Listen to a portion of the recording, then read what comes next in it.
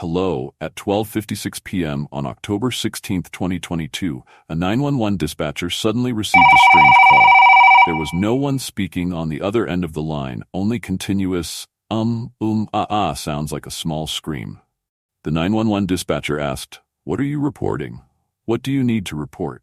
Due to the very low volume, the dispatcher couldn't gather any information, but made an intuitive guess from the voice that the caller seemed to be a woman, and the sound coming from her throat suggested her mouth was possibly blocked and unable to speak. The 911 dispatcher continued, "Okay, I'll help you right now. Wait a moment. Do you know your address?" At that point, some noises appeared in the phone audio that sounded like urgent and unusual tapping, like in special cases. The dispatcher then used digital analysis to determine the location of the signal source from the other end and sent out the caller's information. After receiving feedback, the phone operator contacted the nearest police to investigate the situation. A moment later, the voice on the other end of the phone weakened until it was completely silent. Although the phone was still connected, no more sounds were emitted. The story took place in the city of Lacey, located in the suburbs of Thurston County, Washington State, in the western United States. Lacey includes coastal plains areas plus convenient transportation on federal highways, so the lives of residents are quite harmonious, healthy, and happy. In Lacey, there was a married couple, the husband named Chae Kyung-ho, 53 years old, and the wife named Dong-suk An, 42 years old. They had 2 children, an older daughter who was 20 and a younger son who was 11. The family had lived there for 4 years in a normal, peaceful neighborhood. But life is not always smooth and peaceful, and people would be so lucky if life didn't have incidents. In the summer of 2022, due to conflicts in the family, the wife Dong-suk had filed for divorce in court. The couple had separated and were preparing divorce procedures. Chae had moved out, so currently only the wife and their 2 children were living in the house.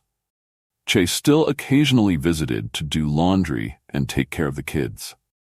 Around 12:30 p.m. on October 16, 2022, Dong-suk and the 2 children returned home from church. They saw the husband's car parked in the yard, which wasn't surprising because every week on that day, the husband usually stopped by the house to do laundry and play with the kids. Compared to meeting daily like before, they felt this change was much better. And this time they could discuss the divorce. The children had just returned home and hadn't had a chance to talk to their father when the mother told them to go to the supermarket. Then came the conversation between the husband and wife. Neither of them was willing to compromise on dividing assets, and they finally started arguing. Chae said in an uncontrolled manner, "Even if I die, I will never give you alimony." The wife was very angry when she heard that, but she didn't pay much attention because they had lived together for so long that similar arguments had occurred frequently over the years. Dong-suk asked her husband to leave the house immediately. She felt tired and went upstairs to change clothes, but she didn't notice that her husband Chae had followed her and entered the bedroom together. Chae took advantage of when his wife wasn't paying attention and attacked her from behind. Then he used tape to cover her mouth, blindfold her eyes, and tie up her hands and feet.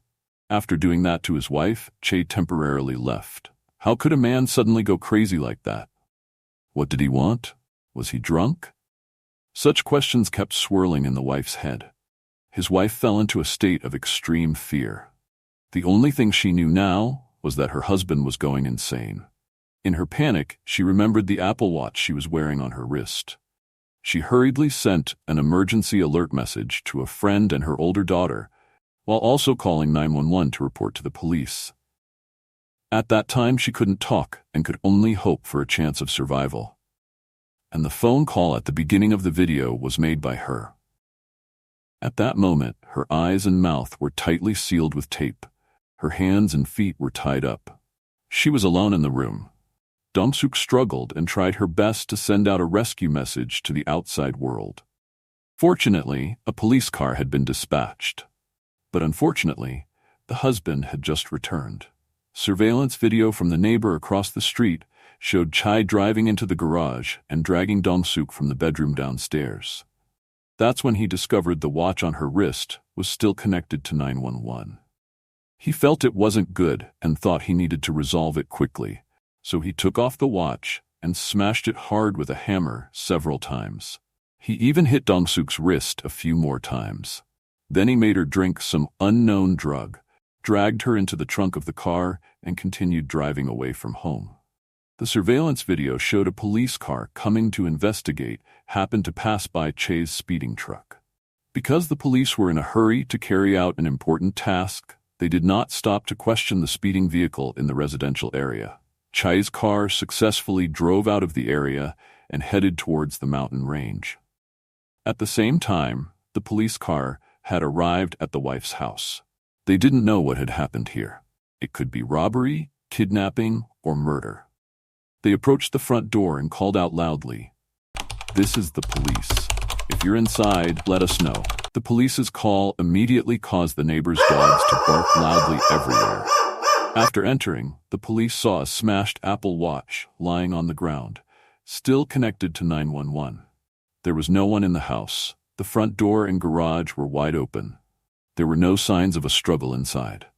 At that time, the two children returning from the supermarket had come back. They saw a group of police unexpectedly at their house, while their father and mother had disappeared. A bad premonition suddenly arose. After some discussion, the older daughter said that half an hour ago, Mom told them to go to the supermarket because she had something to discuss with Dad.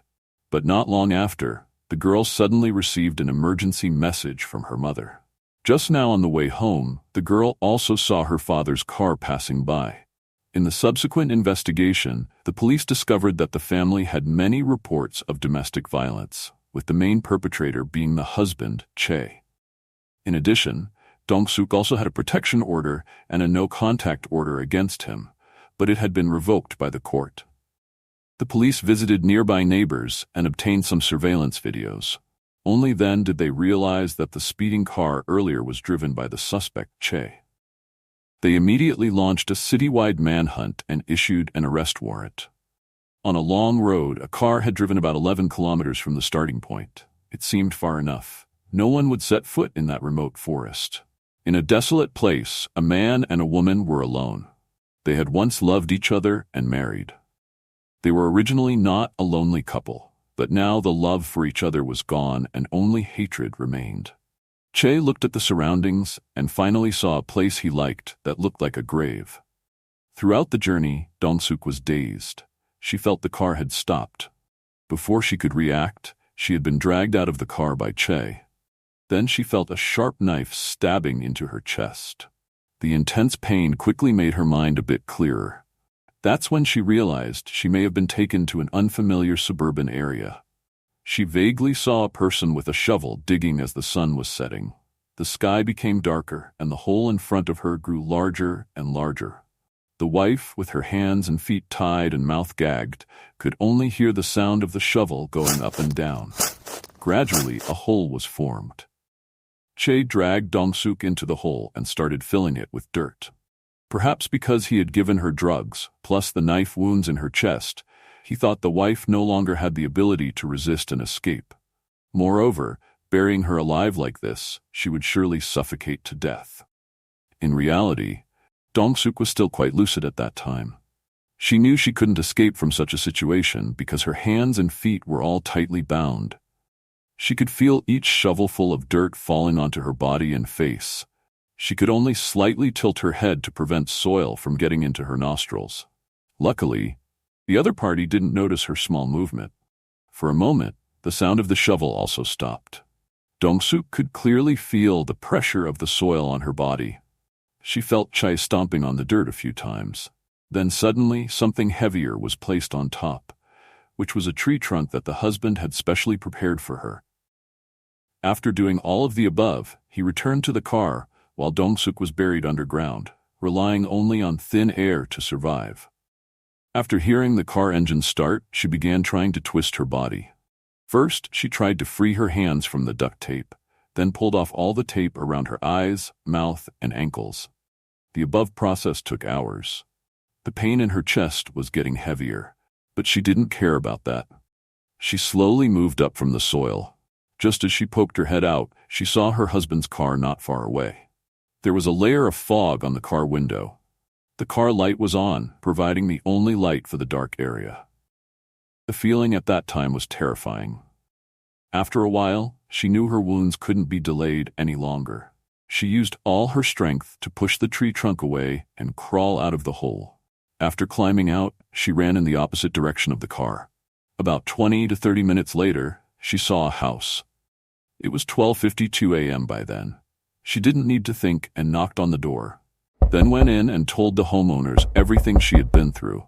She was covered in dirt and filthy, but the family was still very kind and helped her call the police. After the police arrived, Dong-suk was still hiding behind the family's storage shed. After confirming that those who arrived were police, she ran out and begged for help. She said, "My husband wants to kill me. Please save me. He's still somewhere in this area."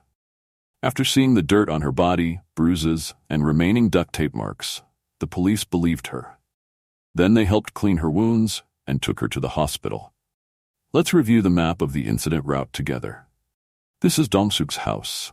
This is the area where she was buried. And this is the house where she sought help. At about 7:38 a.m. on October 17th, i.e. the next morning, a resident walking on the road discovered a suspicious blue car that the police had issued a search warrant for, parked near Stedman Road, and reported it to the police. Thurston County and Lacey police responded very quickly. 44 minutes later, the suspect Che was arrested and detained. His physical and mental health status was verified and shown to be completely normal. He would face 3 different charges: attempted murder, kidnapping, and first-degree assault. On October 18, 2022, Che Kyung-ho was sent to Thurston County Jail to await trial. At the end of that day, police found a hole about 1.65 meters long, 0.76 meters wide, and 48 centimeters deep near Stedman Road where Dong-suk was buried. Inside, there were still remnants of duct tape, blood stains, hair, and fragments of the watch. Prosecutors later charged Che with first-degree attempted murder, domestic violence, kidnapping, assault, and first-degree robbery. The deputy prosecutor also asked the court not to allow him to be released on bail. Dong-suk herself also hired a private lawyer. She said, "Please don't bail him out. I'm very worried about my safety and life. I just want to emphasize that I'm really afraid of him. If he gets out of here, he will definitely come back to kill me." Che's defense lawyer said the bail amount could be set at $150,000, enough to use as a preventive measure. In addition, Che was also a veteran who had served in U.S. intelligence for 30 years with no prior criminal record. Perhaps during his work he had to face great psychological pressure. This was also an objective reason leading to his crime. But this was what Dong-suk worried about most. She knew well that her husband had worked for the intelligence agency for 30 years. If he had bad intentions, after getting out of prison, he would do unimaginable things. Finally, the court agreed not to allow him to be released on bail. Currently, the case is still in the trial process. Although Dong-suk narrowly escaped death and has returned to normal life, going to the supermarket and preparing Halloween treats for the children, the aftermath of the trauma is not just the wounds on the skin. Perhaps it's the wound in her heart that she will never forget the near-death experience.